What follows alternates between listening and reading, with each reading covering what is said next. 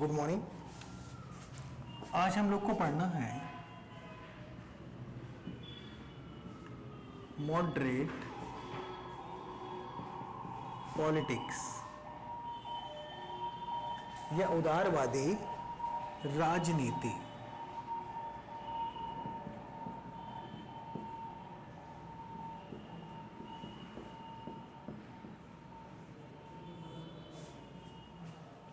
Indian politics के अंतर्गत 1885 से लेकर के 1905 की पॉलिटिक्स को हम लोग किसके नाम से जानते हैं?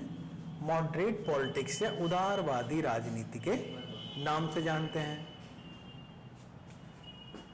उदारवादी राजनीति की अगर हम बात करें तो देखिए, इसे मॉडरेट या उदारवादी राजनीति क्यों कहा गया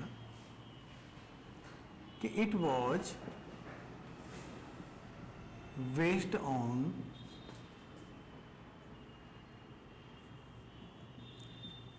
कॉन्स्टिट्यूशनल रिफॉर्म। ठीक, क्योंकि यह संवैधानिक सुधारों पर आधारित थी। ठीक, अगर इस राजनीति को आप इस कंपेयर करें जो भारत में नेशनल मूवमेंट के अंतर्गत और भी धाराएं डेवलप हुई, जैसे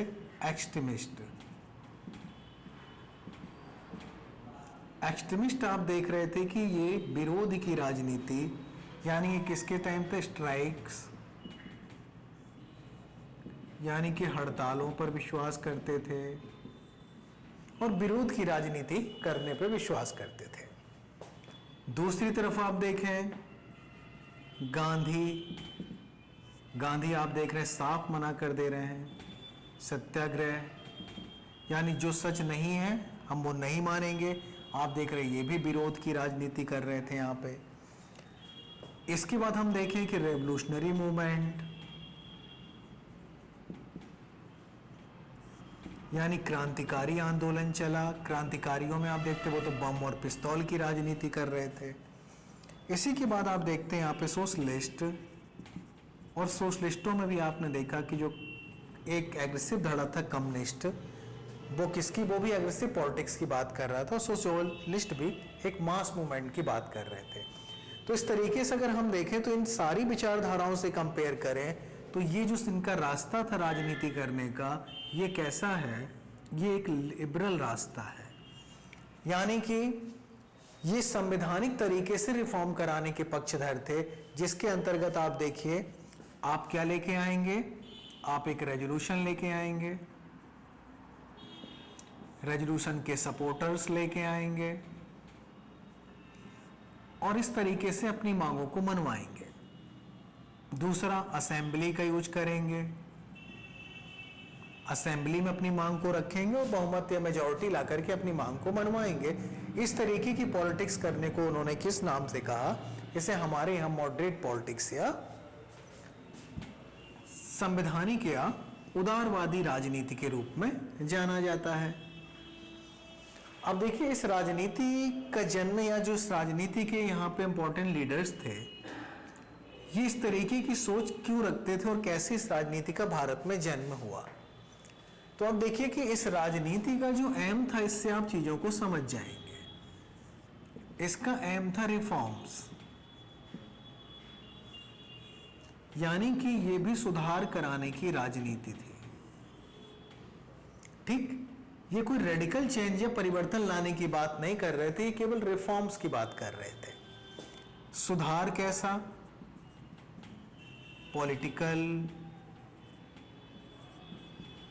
इकोनॉमिक, एडमिनिस्ट्रेटिव और अदर, इस तरीके की रिफॉर्म्स की बातें इन्होंने करना चालू की। तो इस तरीके से आप देखिए कि केवल सुधार करने की बात कर रहे थे, और जब आप सुधार करने की बात करते हैं इसका मतलब कि आपकी उस व्यवस्था के ऊपर आस्था या विश्वास है, यानी अगर आप किसी चीज को मानते हैं कि ये सही है तो आप उसमें कुछ सुधार करने की बात करेंगे। जैसे आपका मकान ले लीजिए, अगर आपके पास अपना मकान है और आप मानते हैं कि अभी ये रहने लायक है, ये रहने के लिए अनुपयोगी नहीं है, तो आप क्या करेंगे उस मकान में? कहीं टूट गया तो परिवर्तन करा देंगे, फिर से कोई नई चीज बनवा देंगे, कहीं उसको फिर से एक बार नया तरीके से लाने का काम करेंगे। लेकिन आप उस मकान को छोड़ने की बात नहीं करेंगे, यानी कि आप उसे तोड़ने की बात नहीं करेंगे। ठीक, तो इसका मतलब कि इनका भी कहीं ना कहीं जो ये राजनीति है, इसके उद्देश्य हमें बताते हैं कि इस राजनीति का जो सोर्स है वो कहीं ना कहीं किस पे? ये ब्रिटिश गवर्नमेंट पे फेथ या आस्था रखता था। और जब क्यों? क्योंकि इस राजनीति में आप देखें कि this politics was middle class politics. यह कैसी थी? मध्यम वर्गीय राजनीति थी।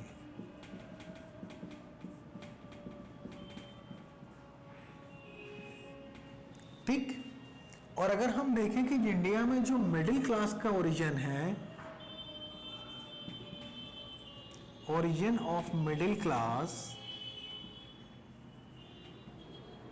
was based on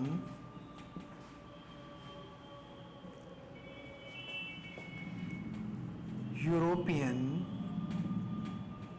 systems. यानी कि जो भारत में मध्यम वर्ग का उदय था वो कहीं ना कहीं यूरोपियन सिस्टम की ही देन था, क्योंकि इससे पहले हमारे यहाँ मिडिल क्लास पूरी तरीके से एब्सेंट था।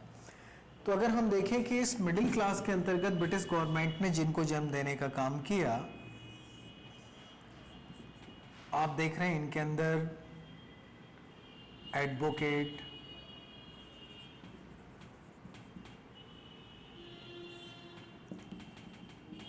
वकील, डॉक्टर्स, टीचर, लेबर, इंडस्ट्रियलिस्ट। ठीक, तो इस तरीके से अगर आप देखें तो इस समय की पॉलिटिक्स में इन वर्गों का जन्म ही किससे हुआ? ब्रिटिश गवर्नमेंट के कारण मिडिल वर्ग पैदा हुआ। और ये कहीं ना कहीं किन संस्थाओं में जुड़ा रहा? यानी अगर वकील है तो ब्रिटिश अदालतों में ही, भारत में जो ब्रिटिश रूल रेगुलेशंस को फॉलो करती हैं उनके अंदर उसने वकालत की। डॉक्टर भी कहीं ना कहीं पढ़ने से लेकर के बाकी इंग्लैंड तक जाना आना, इंग्लैंड की लिटरेचर्स को यूज करना डेवलपमेंट के लिए, तो कहीं ना कहीं उसका विश्वास भी उस सिस्टम पे था। टीचर, जो नए स्कूल्स खोले, एजुकेशन प्रणाली उसी तरीके से। ठीक, लेबर, अधिकांश फैक्ट्रियाँ यूरोपियंस की, तो उन्हीं रेगुलेशन या गाइडलाइन से परिचित थे। इसी तरीके से इंडस्ट्रियलिस्ट। तो आप देख रहे हैं कि कहीं ना कहीं इन सब का जो सोर्स था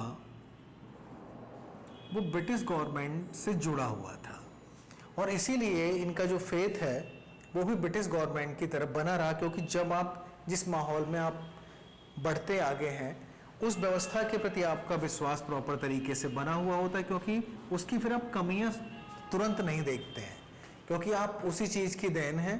तो पहले आप उसमें फेथ रखते हैं, और जब समय के साथ बड़े लेवल पे कमियां पैदा होती हैं तब आप उनको देखना स्टार्ट करते हैं, और वो भी किस रूप में? रिफॉर्म्स के रूप में। तो इसीलिए इस आंदोलन के अंतर्गत या जो ये राजनीति बनी, इस राजनीति का नेचर ही कैसा था? सुधारवादी था। ठीक, और इसीलिए किस रूप में? इसे मॉडरेट पॉलिटिक्स के रूप में जाना जाता है। इस राजनीति से जुड़े हुए लोगों ने, ठीक, पहला रीजन तो ये कि इसी की देन था ये। दूसरा आप देखेंगे कि मिडिल क्लास वर्ग ने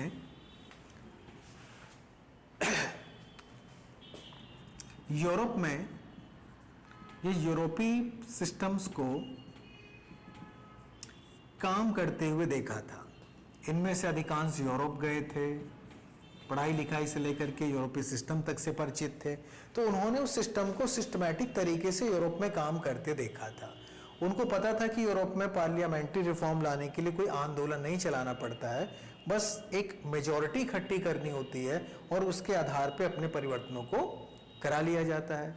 तो जब ये उन संस्थाओं को वहाँ पे प्रॉपर काम करते हुए इन्होंने देखा था और वो मानते थे कि भारत भी किसके अंतर्गत है, 1858 के बाद वो ब्रिटिश कॉलोनी है, इसका मतलब वही गवर्नमेंट यहाँ भी है जो इंग्लैंड में है। तो जब परिवर्तनों का स्वरूप वहाँ पे वैसा है तो भारत में भी कॉन्स्टिट्यूशनल बेस से चेंजेस लाए जा सकते हैं, और इसीलिए इनका पूरा फेथ किसकी तरफ बना रहा, क्योंकि वो रूल रेगुलेशंस इंग्लैंड में काम करते थे तो उनका मानना था कि भारत में भी काम करेंगे। ठीक, और ये चीज़ अगर इंग्लैंड तक हम अपनी बातों को पहुंचा देते हैं तो वो चीज़ें परिवर्तन वहाँ पे भारत के लिए लेकर के आएंगी, और इसीलिए इनका विश्वास किसके ऊपर बना रहा, उसी यूरोपियन पॉलिटिक्स पे बिलीव करते थे। इसीलिए इस राजनीति ने केवल सुधार की बात की कि जो चीज़ें इंग्लैंड में हैं और भारत में नहीं की जा रही हैं, हमें उन चीज़ों को सुधार करके लाना है, इस सिस्टम को छोड़ देना, ये उन्होंने इसकी कल्पना नहीं की।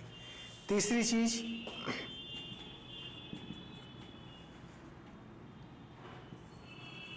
उनको ये पता था कि फ्यूडलिज्म यानी कि सामंतवाद ये हमारा एक ओल्ड सिस्टम है, और इस सिस्टम को अगर ख़त्म करना है हमें तो भारत में ब्रिटिश या यूरोपियन संस्थाओं का डेवलपमेंट जरूरी है, और वो संस्थाएं किसके थ्रू आ सकती हैं, ब्रिटिश गवर्नमेंट के थ्रू, और इसीलिए वो अभी भी कॉन्स्टिट्यूशनल पॉलिटिक्स के प्रॉपर सपोर्टर बने रहे, और इसीलिए इस राजनीति को हम किस रूप में देखते हैं, एक मॉडरेट पॉलिटिक्स के रूप में इसे हम लोग देखते हैं। अब आते हैं हम लोग कि इस पॉलिटिक्स के अंतर्गत कौन कौन से इंपॉर्टेंट लीडर्स थे और आखिर उन्होंने किसकी बात करना स्टार्ट की। सबसे पहले हम देखेंगे कि इनके इंपॉर्टेंट लीडर्स के, इसमें हम देखते हैं शुरुआत में दादा भाई,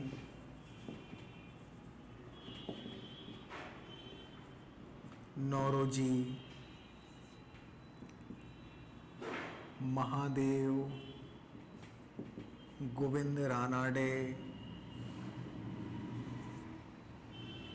एस.एन. बनर्जी, गोपाल कृष्ण,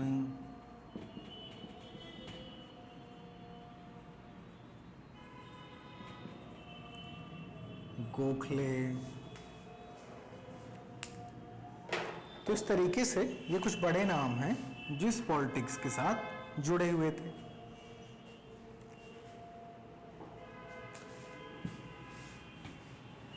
इस पॉलिटिक्स का जो एम था वो था reforms in political, economic and other. ठीक, इस क्षेत्रों में सुधार लाना इनका मेन उद्देश्य था। इसलिए जो लोगों ने डिमांड्स उठाई रिफॉर्म्स की, वो भी कहीं ना कहीं इन्हीं क्षेत्रों से संबंधित रही। तो अब हम देखते हैं इनकी डिमांड्स की तरफ या इनकी मांगें, और सबसे पहले हम देखेंगे पॉलिटिकल।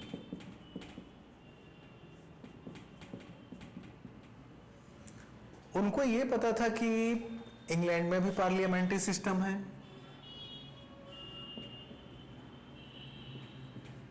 और इसका डेवलपमेंट भारत में भी होना चाहिए। तो जो उन्होंने यहाँ देखा कि असेंबली बनाना स्टार्ट हुई हमारे यहाँ पे,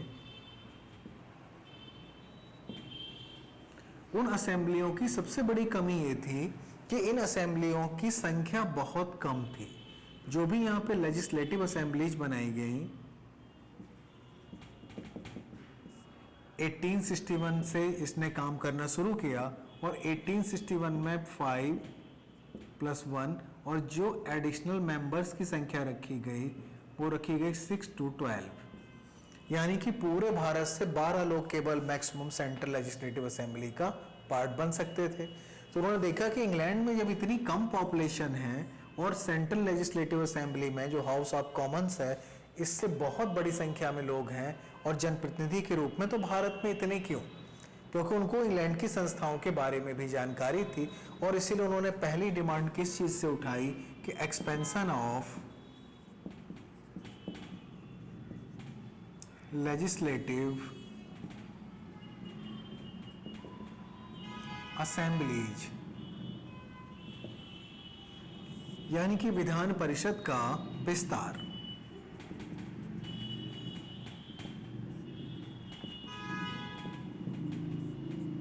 ठीक।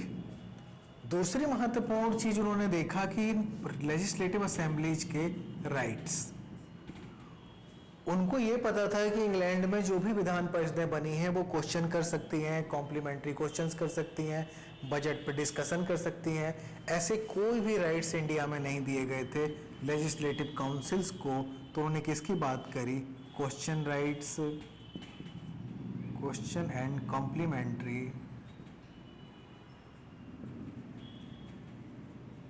Questions, discussion on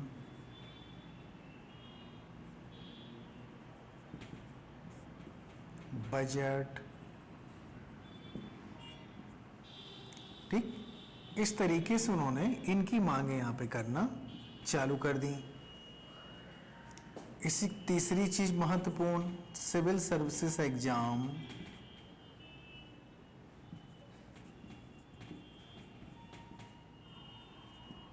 in India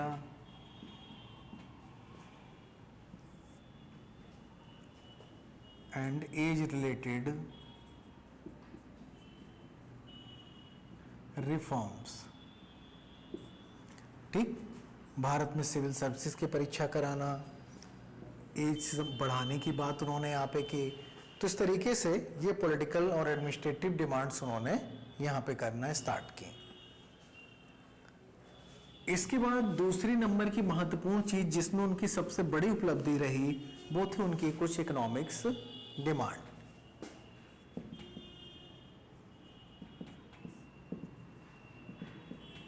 ठीक, दे अपोज्ड ड्रेन ऑफ वेल्थ, उन्होंने धन निष्कासन का विरोध किया कि ब्रिटिश गवर्नमेंट जो भारत से संपत्ति का निष्कासन कर रही है ये गलत है।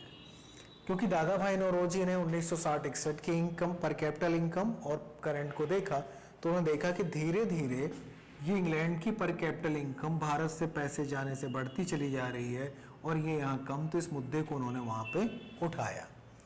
दूसरी डिमांड थी उनकी टैक्सेशन पॉलिसी से संबंधित।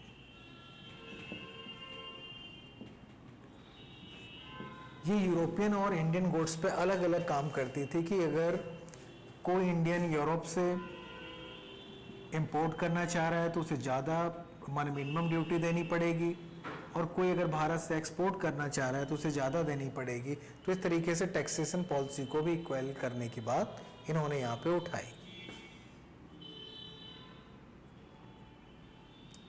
तीसरी थी support to Indian industry and agriculture.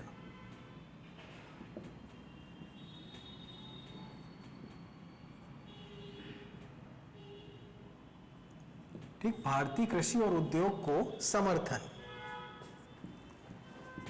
उद्योग धंधों को ब्रिटिश सरकार कोई भी संरक्षण नहीं दे रही थी, ना ही कृषि विकास में सरकार कोई पैसे लगा रही थी। तो उनकी मांग थी कि कृषि में आप नहरें बनवा करके, फर्टिलाइजर की व्यवस्था करके कम से कम कुछ तो इन्वेस्टमेंट एग्रीकल्चर सेक्टर में किया जाए। और इसे उन्होंने कहा कि एग्रीकल्चर सेक्टर में आप इन्वेस्टमेंट बढ़ाइए, और दूसरा भारतीय इंडस्ट्रियों को भी सपोर्ट करिए और नए नए सेक्टर्स भी उनके लिए खोलिए कि वो उन क्षेत्रों में पैसे लगा सकें। तो इस तरीके की डिमांड्स इन लोगों ने इकोनॉमिक सेक्टर के अंतर्गत की।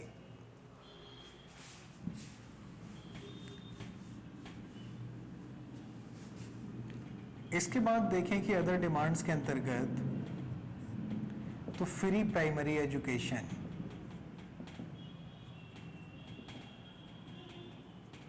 निशुल्क प्राथमिक शिक्षा की बात की, और 1901 में गोपाल कृष्ण गोखले ने इस मुद्दे को उठाया। ठीक, तो इस तरीके से आप देख रहे हैं कि कुछ छोटे छोटे मुद्दे थे जिनको भी उन्होंने टच करने की बात की। तो इस तरीके से उनकी डिमांड्स थी जो उन्होंने स्टार्टिंग फेज में उठाना स्टार्ट की। अब लेकिन जो इनका तरीका था और ये डिमांड्स थी, इन पे ब्रिटिश सरकार ने शुरुआती लेवल पे बिल्कुल ध्यान नहीं दिया। ये मेजॉरिटी इकट्ठी करते, वोटिंग डलाते, लेकिन कोई परिणाम नहीं निकलता और इस तरीके से पॉलिटिक्स धीरे धीरे मतलब खोने लगी। बार बार जनमत बनाया जाता। जब भारत में काम नहीं हुआ तो सम्मेलन इंग्लैंड में बुलाने की बात की गई, लेकिन फिर भी रिजल्ट इनके सामने नहीं आए। तो इनका धीरे धीरे इस पॉलिटिक्स से इनका तो विश्वास कम नहीं हुआ, लेकिन कुछ लोगों के अंदर फ्रस्ट्रेशन पैदा होना चालू हुआ और इसी से एक भारत में नई राजनीति ने जन्म देना चालू कर दिया, जिसको हम एक्सट्रीमिस्ट पॉलिटिक्स के नाम से जानते हैं। लेकिन इस पॉलिटिक्स के अगर हम अचीवमेंट देखें, जैसा कि इनको क्रिटिसाइज किया जाता है कि इनकी उपलब्धियां कुछ भी नहीं रही, ऐसा बिल्कुल भी नहीं था।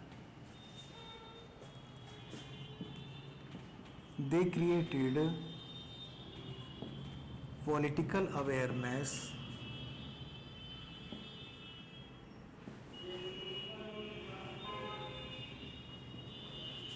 In India.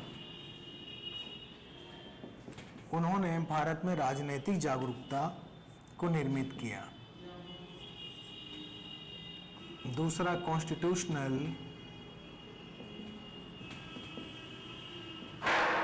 पॉलिटिक्स फाउंडर, यानी जो संवैधानिक राजनीति हमने डेमोक्रेसी के लिए बाद में लाने का प्रयास किया, उसको वो उन्होंने पहले ही शुरू करना स्टार्ट कर दिया। They provided base of national movement. उन्होंने राष्ट्रीय आंदोलन को आधार प्रदान किया। अगला, दे जनरेटेड एक्सट्रीमिस्ट पॉलिटिक्स